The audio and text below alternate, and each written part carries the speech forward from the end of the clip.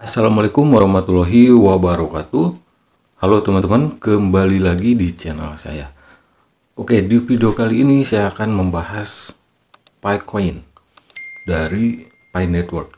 Oke, dengan sesuai thumbnail ya, sesuai dengan judul video saya, yaitu Picoin dari Pi Network ya, berawal gratisan, berpotensi berakhir penipuan.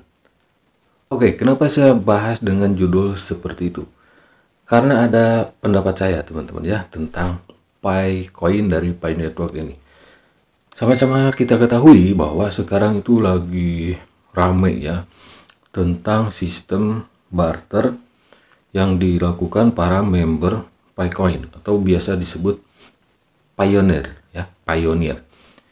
Ada yang bilang bisa dibarter dengan Pajero, mobil ya, motor, emas, HP, dan lain-lain. Tentunya barang-barang yang mahal.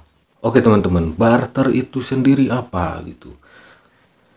Nah, di sini barter adalah kegiatan tukar menukar barang yang terjadi antara dua pihak tanpa perantaraan alat tukar, yakni uang. Oke. Sampai di situ saja ya. Jadi barter adalah kegiatan tukar menukar barang yang terjadi antara dua pihak tanpa perantara alat tukar yakni uang. Nah, jadi merujuk pada pengertian barter ya adalah tukar menukar barang. Ingat, tukar menukar barang. Ya, tidak dengan perantara uang gitu. Jadi tidak melibatkan unsur uang. Kalau barter itu jadi barang dengan barang, misal kan sesuai dengan keterangannya, yaitu saling tukar menukar barang ya, barang ya. Nah, misal si A itu punya beras ya, tapi dia butuh daging, misal daging ayam, misal dia butuh ayam lah gitu si A ini, tapi dia punya beras sebagai alat barternya. Nah, si A ini butuh yang namanya ayam gitu karena di rumahnya mungkin banyak beras gitu ya. Nah, ada si B. Si B ini punya banyak ayam ya. Tapi dia bukan petani, anggaplah seperti itu. Si B ini tidak punya beras, di rumahnya habis lah gitu. Nah, misal ketemu sama si A. Nah, misal kata si A, "Wah, saya butuh ayam nih sebagai lauk buat makan," gitu kan. Kata si B, "Wih, kebetulan saya punya ayam. Tapi saya juga butuh beras nih sebagai untuk makan," gitulah kasarnya ya. Nah, sepakat tuh si A sama si B. Si A punya beras, dia butuh ayam ya. Dan si B punya ayam, kebetulan dia butuh beras. Nah, jadilah sepakat gitu. Misal kesepakatan di sana misal 1 ekor ayam itu dengan berapa kilo beras. Nah, seperti itu ya, di sanalah negosiasinya ya. Misal kata si B, "Wah, ayam saya ini diperkirakan 2 kilo gitu ya ayamnya, jadi saya maunya berasnya 2 kilo juga," misal gitu. Tapi si A misal, "Wah, 1 kilo aja," gitu kan. Nah, nanti berunding di sana. Kalau sudah fix misal ayam ditaksir 2 kilo, beras juga harus 2 kilo misal kata si B ini juga yang punya ayam ya, misal seperti itu. Nah, kalau sudah sepakat, barternya 1 ekor ayam dengan 2 kilo beras. Nah, kalau sudah sepakat, itu bisa disebut barter. Jadi tanpa paksaan dan tanpa kebohongan gitu. Misal ayamnya perlu di kilo-kilo dulu ya, terus berasnya di kilo-kilo dulu, sesuai nggak gitu. Biasanya sesuai kebutuhan. Kalau yang nggak butuh biasanya yang nggak mau dibarter gitu. Misal si B punya ayam, tapi dia banyak beras juga. Nah, si A banyak beras, dia butuh ayam. Ngajak ke si B, "Hei B, saya punya banyak beras nih, tapi saya butuh ayam, barter yuk. Ayam sama beras." Kata si B, "Buat apa? Saya beras banyak, ayam juga banyak," gitu. Nah, si A ini nggak boleh memaksa. Cari lagi mungkin ke si C, ke si D yang sama-sama saling membutuhkan gitu teman-teman ya. Itu sesuai keterangan dari istilah barter itu sendiri. Teman-teman, tentu saja barter itu punya kelebihan dan kekurangan. Lagi-lagi saya simpan di sini pengertiannya ya. Jadi, kelebihan dan kekurangan barter yaitu adanya sikap toleransi antar individu. Nah, tapi teman-teman ada kekurangannya, yaitu kekurangannya adalah manusia harus membawa barang-barang yang akan ditukar sampai mendapatkan barang yang dibutuhkan. Intinya barter itu sesuai dengan barang yang dibutuhkan, teman-teman ya. Buat apa kalian barter tapi barangnya nggak butuh, itu buat apa? Tapi kalau mungkin ada rasa kasihan, bisa juga gitu. Nah, saya kaitkan dengan Picoin dari Pi Network. Misal si A punya Picoin, si B punya Pajero, katakanlah mobil Pajero terbaru gitu ya. Nah di sini misal si A, hey B, saya barterlah Pajero kamu dengan satu koin Pi misal yang harganya 4,6 M gitu ya. Nah apakah si B ini butuh Picoin dari Pi Network tersebut? Saya kira enggak ya, karena si B tahu Picoin dari Pi Network belum ada nilainya. Adapun nilainya itu hanyalah kesepakatan yang disebut oleh mereka itu konsensus global. Nah, apalagi kalau si B ini bukan member Pi Network, bukan seorang pionir, mana mau dia pasti, karena nggak butuh koin Pi gitu. Kenapa saya bilang si A yang nanya ke si B yang punya Picoin yang minta barter? Karena di Facebook juga banyak ya, justru yang minta barter mobil itu ya saya lucu juga gitu ya lihatnya. Itu yang punya Picoin. Misal seperti postingan ini nih teman-teman ya. Misal ini, butuh mobil Pajero second 2019 atau 2020. Tukar dengan koin Pi, harga barter kita musyawarahkan. Siap COD. Terus di sini info vendor Surabaya dan sekitarnya, barangkali ada mobil tahun 2015 ke atas, koin saya siap barter. Adakah vendor mobil di Bali yang mau barter mobil dengan Picoin? Nah, jadi kebanyakan si pioneer ya, yaitu member atau pengguna Pi Network lah, pioneer itu yang minta barter gitu. Dan kalau barter dengan pionirnya, mungkin si pemilik Pajero juga harus minimal main juga, klik-klik petir gitu ya, atau mendownload aplikasinya. Nah sekarang teman-teman, bagaimana hukum kripto dijadikan sebagai alat transaksi? Ya, apakah bisa gitu? Oke, di sini saya sesuai dengan data gitu ya. Oke, di sini ada dari liputan 6, hukum mata uang kripto di Indonesia sebagai alat pembayaran. Oke, dan aset perdagangan. Gitu. Oke, di sini bagaimana hukum mata uang kripto atau cryptocurrency di Indonesia? Hukum mata uang kripto sebagai alat pembayaran adalah tidak sah. Nah, tidak sah gitu sebagai alat pembayarannya. Hal ini berbeda dengan hukum mata uang kripto sebagai aset diperdagangkan di pasar fisik. Aset kripto, hukum mata uang kripto atau cryptocurrency sebagai aset yang sah diperdagangkan di Indonesia diatur dalam peraturan Badan Pengawas Perdagangan Berjangka Komoditi (Bapepti) nomor 7 tahun 2020. Pemerintah Indonesia mengatur hukum mata uang kripto dalam Undang-Undang nomor 7 tahun 2011 tentang mata uang. Dalam undang-undang mata uang tersebut, mata uang kripto atau cryptocurrency dinyatakan bukan mata uang alat pembayaran yang sah di Indonesia. Sudah jelas sebetulnya dari sana juga ya. Dan di sini ya, apa sanksi apabila warga negara Indonesia menggunakan mata uang kripto atau cryptocurrency ya sebagai alat transaksi pembayaran gitu? Dalam peraturan Bank Indonesia yang tertuang dalam pasal 205 ayat 1 tahun 2021, ada sanksi administratif yang dikenakan pada pelaku. Nah, pertama teguran tuh ya, kedua penghentian kegiatan, ketiga pencabutan izin PJP-nya, yang terakhir bisa kena penjara atau denda.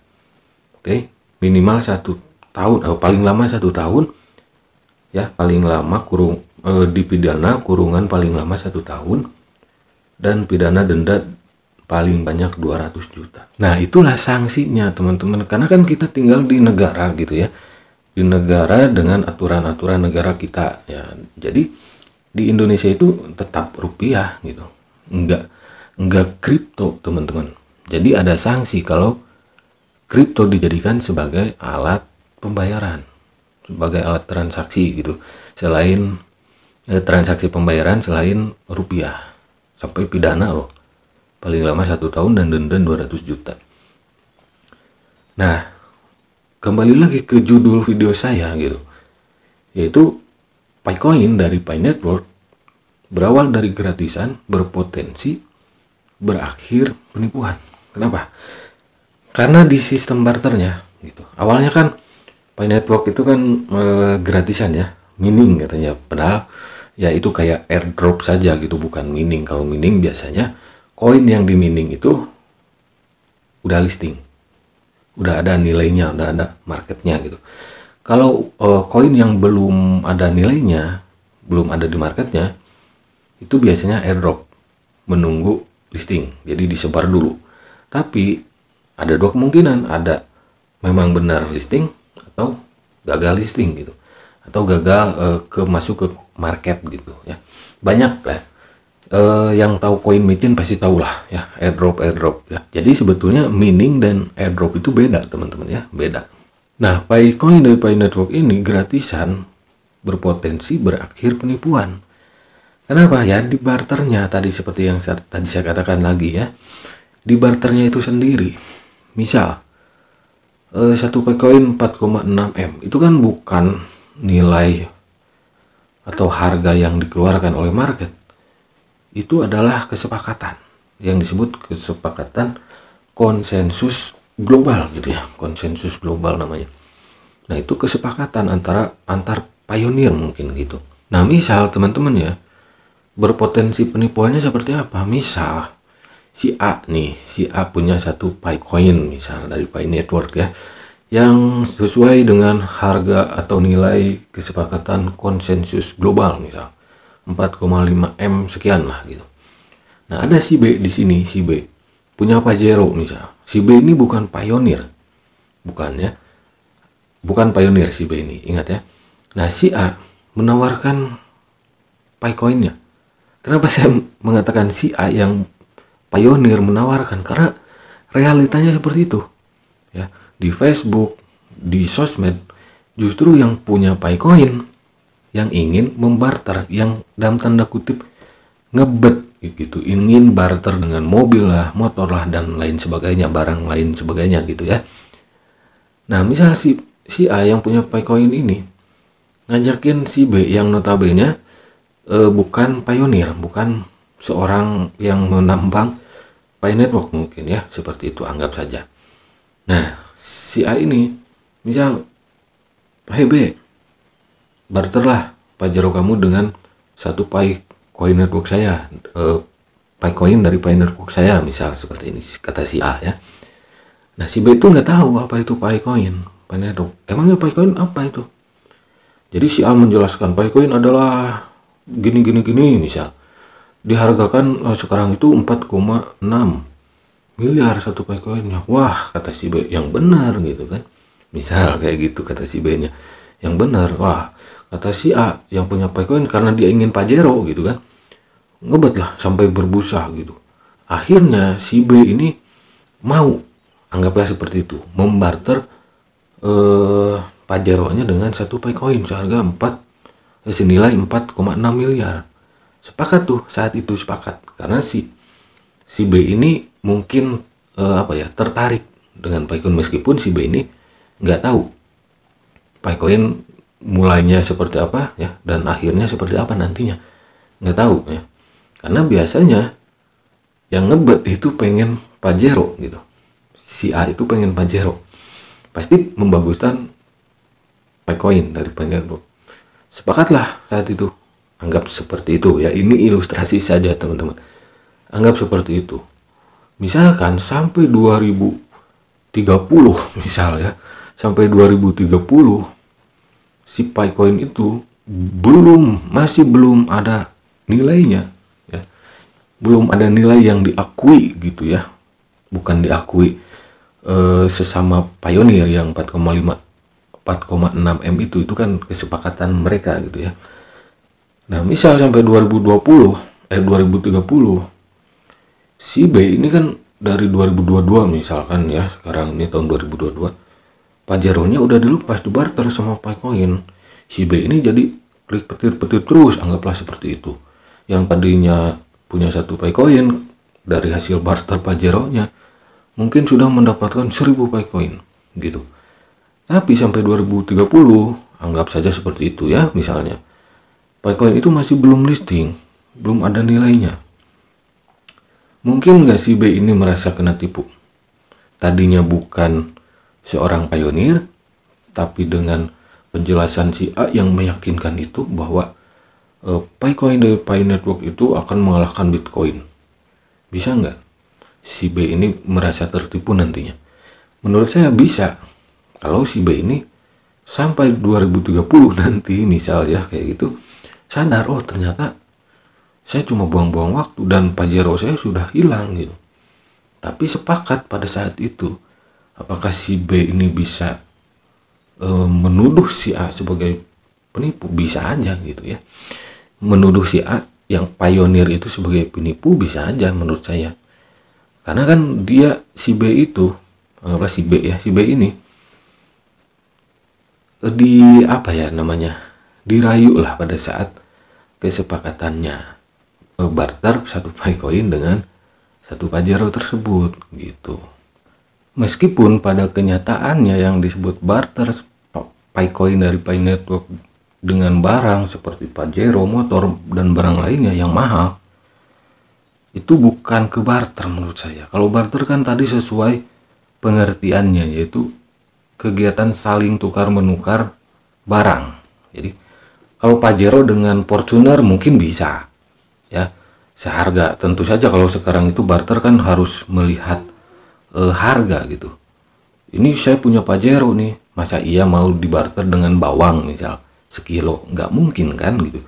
Kalau misalkan Pajero dengan Fortuner mungkin masih bisa gitu ya, beda-beda dikit lah gitu. Dan fungsinya pun sama. Biasanya barter itu kalau zaman dulu gitu, barangnya itu dengan kebutuhan yang berbeda. Misal si A butuh ayam, si B butuh beras. Nah itu kebutuhannya berbeda kalau barter itu. Misal kalau misal Pajero dengan Picoin, Pajeronya iya butuh, Pioneer butuh mobil gitu ya, untuk jalan-jalan mungkin atau untuk apalah gitu, pasti butuh mobil gitu. Tapi yang punya Pajero apakah butuh Picoin ya? Sedangkan dia tahu bahwa Picoin belum ada harganya. Kalau menurut saya yang punya Pajero itu nggak mungkin mau gitu ya. Dan sebenarnya kalau menurut saya barter Picoin dan Pi Network itu justru berpotensi melanggar peraturan. Kenapa? Karena Picoin itu sesuai dengan konsensus global yang mereka anggap konsensus global lah, yang mereka katakan seperti itu 1 Picoin nilainya 4,6 M. Berarti sama saja Pajero dibeli dengan 1 koin Pi. Oke? Karena ya nggak cocok kalau disebut barter gitu kan. Picoin itu bukan barang itu. Kalau disebut aset kripto ya iya, tapi meskipun belum ada nilainya gitu. Contohnya seperti ini, saya temukan di grup Facebook Pi Network Indonesia. Di sini keterangannya, mari kita pertimbangkan contoh atau skenario di bawah ini karena pasti Anda akan melihat sistem barter pasar jenis selama enclosed mainnet. Oke. Perdagangan A, harga 1 Pi sama dengan $100. Dia menjual iPhone dengan harga 12,0000 Pi ya, Picoin. Dia menjual mobil Lamborghini seharga 97.000 Pi. Dia menjual laptop HP Pavilion G6 dengan harga 14.000 Pi mungkin ya ini. Pedagang B harga 1 Pi seharga $1.000. Dia menjual iPhone dengan harga 90.000 mungkin berapalah ini ya 9.0000 Pi. Dia menjual mobil Lamborghini dengan harga 34.0000,000 Pi. Nah, teman-teman bisa lihat sendiri. Dia menjual laptop HP Pavilion G6 seharga 110.000 mungkin ini ya 110.000 Pi. Nah, di sini saja ilustrasinya itu seolah-olah Picoin itu menggantikan rupiah gitu. Ya mungkin bagi orang yang nggak punya rupiah mungkin kesempatan gitu. Tapi ingat tadi, cryptocurrency atau mata uang kripto bukan alat pembayaran yang sah, jadi ilegal gitu. Tetap saja pembayaran atau alat transaksi pembayaran yang sah di negara kita ini adalah rupiah, uang gitu. Kripto hanya mata uang digital gitu, aset yang diperdagangkan aja. Nah, berdasarkan ilustrasi yang saya temukan di Facebook di grup Pi Network Indonesia, ini seolah-olah si Picoin itu menggantikan rupiah ya. Dia menjual iPhone seharga 12. Nah, kan seharga. Di sana ada seharga. Ya, kalau seharga yaitu menggantikan rupiah gitu. Harga kan. Dia menjual mobil Lamborghini dan seterusnya gitu ya. Dan di sini disamakannya gini, pedagang A harga 1 Pi sama dengan $100. Nah, bedanya ini ilustrasinya menggunakan $100. Nah, kalau misalkan pedagang A harga 1 Pi sama dengan mungkin 1.500.000-an kurang lebih. Kurs sekarang berapa ya dolar ke rupiah itu. Nah, mungkin seperti itu. Pedagang A misal harga 1 koin Pi sama dengan 1.500.000. Nah, di sana kan ada kata seharga. Nah, jangan sampai Picoin ini dianggap bisa menggantikan rupiah ya. Selain tadi sesuai peraturan undang-undang gitu ya, alat transaksi pembayaran itu kan hanya rupiah yang sah. Ya, kripto enggak sah gitu. Bukan alat transaksi pembayaran yang sah kripto itu. Ya, termasuk Picoin dari Pi Network gitu. Kalau sampai ngeyel, pastinya mungkin nanti akan ada tindakan dari pemerintah juga. Ya. Karena itu sudah melanggar, bisa penjara ya maksimal 1 tahun dan denda 200 juta. Wah, ngeri banget gitu. Yang tadinya pengen dapat Pajero bisa jadi denda gitu. Dan teman-teman yang paling membutuhkan yaitu para pionir. Ya, di Facebook juga kan seperti itu. Siapa yang mau barter 1 koin Pi dengan Pajero misal. Saya jarang melihat ada yang misal saya punya Pajero, siapa yang punya koin Pi 1000 koin Pi misal, barterlah. Saya jarang menemukan seperti itu. Yang banyak promosi yang ingin membarter itu justru dari pihak pionir ya. Iya, kalau si yang punya misal katakan lagi Pajero itu sebagai pionir juga. Tapi kalau si yang punya Pajero itu sebagai pionir, mungkin dia tidak butuh koin Pi karena dia juga seorang pionir gitu. Pasti dia punya koin Pi juga. Klik-klik petir jeder-jeder kan, seperti itu. Jadi Pajero-nya buat apa gitu? Buat apa saya barter dengan Picoin? Mungkin seperti itu kata yang punya Pajero itu. Picoin juga saya punya, klik petir jeder-jeder kan. Pajero juga saya punya mungkin. Yang kasihan orang yang mohon maaf nih, gak punya apa-apa, cuma punya Picoin. Sesuai dengan keterangan barter, meskipun tetap bersikukuh gitu ya, bisa itu sebagai alat barter. Kan pengertian dari kelebihan dan kekurangan dari barter itu seperti tadi yang saya katakan ya, yang saya jelaskan dari Wikipedia. Yaitu kekurangannya adalah si orang tersebut harus menemukan orang yang mau membarternya, harus membawa alat barternya gitu. Ya mungkin nanti alat barter yaitu Picoin itu pasti dibawa-bawa mungkin seperti itu kalau yang dijadikan alat barternya itu Picoin. Sampai ada yang mau membarter dengan Picoin tersebut. Karena kalaupun ada nanti, anggap saja sekali lagi yang punya Pajero itu mau membarter koinnya dengan mungkin setengah sadar gitu. Nah, yang punya Paycoin itu yang untung. Ya, yang untung yang punya Paycoin. Tapi ketika si yang punya Pajero anggaplah ya sadar, itu bisa beranggapan yang punya Pajero itu, waduh, kena tipu nih. Ternyata koin Pai ini nggak ada harganya, misal. Berarti si orang itu yang punya koin Pai berbohong, katanya 4,6 M. Anggaplah si yang punya Pajero ini nggak tahu soal Pai Network. Dia percaya aja gitu. Itu kan bisa berujung penipuan, teman-teman. Oke, terima kasih yang sudah mampir di channel saya. Kurang dan lebihnya saya mohon maaf ya. Assalamualaikum warahmatullahi wabarakatuh. Sampai jumpa lagi di video-video selanjutnya.